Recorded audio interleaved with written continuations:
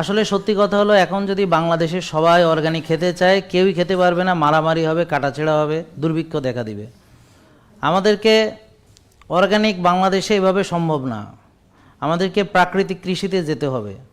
এর জন্যে আমি অলরেডি প্রাকৃতিক কৃষি নিয়ে অগ্রসর হচ্ছি, যে যারা প্রাকৃতিক কৃষি করবে, প্রাকৃতিক পদ্ধতিতে লালন পালন করবে, মুরগি, গরু, ছাগল, অন্যান্য জিনিস, এবং এসপিকে বা সুভাষ পালেকার কৃষি, যেটা ইন্ডিয়াতে 1 কোটি কৃষক যেটা ফলো করে ইন্ডিয়া এখন বিশ্বের সবচেয়ে বেশি প্রাকৃতিক কৃষি রপ্তানিতে তারা নাম্বার 1 ইন দ্য ওয়ার্ল্ড।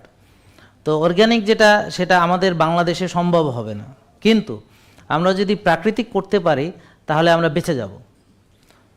কিন্তু আমাদেরকে কেমিক্যাল থেকে বের হতে হবে।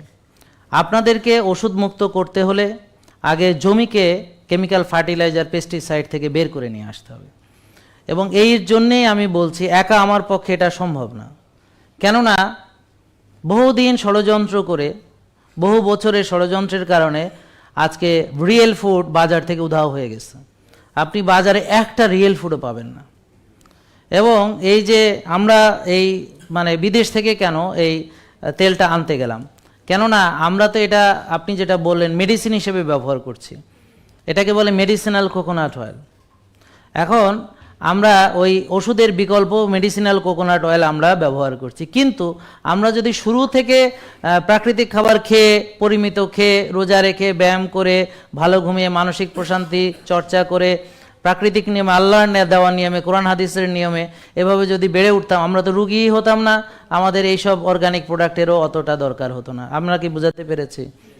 তার মানে বেশি খেয়েই তো রোগ হচ্ছে। আমরা যদি অন্তত কম খেয়ে রোজা রাখি তাহলে তো অনেকটা নিরাপদ। আমরা যদি অল্প খেয়ে, রোজা রেখে, ব্যায়াম করে বা কায়িক শ্রম করে, ভালো ঘুমিয়ে, মানসিক প্রশান্তির চর্চা করি, তাহলে রোগও নেই। আর তখন রোগের চিকিৎসা আরও বেশি উন্নত মানের প্রোডাক্টেরও আসলে দরকার হয় না। তো যেহেতু আমরা রুগী নিয়ে ডিল করছি, এজন্য আমাদেরকে একদম রিয়েল অর্গানিক প্রোডাক্ট দিয়েই তাদেরকে মেডিসিন, অর্থাৎ আল্লাহর দেওয়া। আপনি লাইট জ্বালায় রেখেন না, বলেন যে আল্লাহর দেওয়া অবিকৃত অবস্থায় যেই খাবারগুলো আমাদের সমাজে বিদ্যমান, সেটাই অর্গানিক। এখন বাংলাদেশে অর্গানিক হবে না কেন? কারণ এটার বায়ু দূষিত। আমরা বায়ু দূষণে চ্যাম্পিয়ন হয়েছি।